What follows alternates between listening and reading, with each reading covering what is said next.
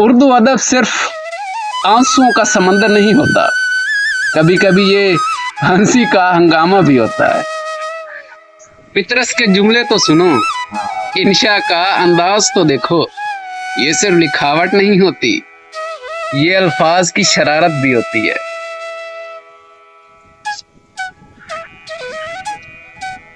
तंज वो हंसी है जो दिल को छूती भी है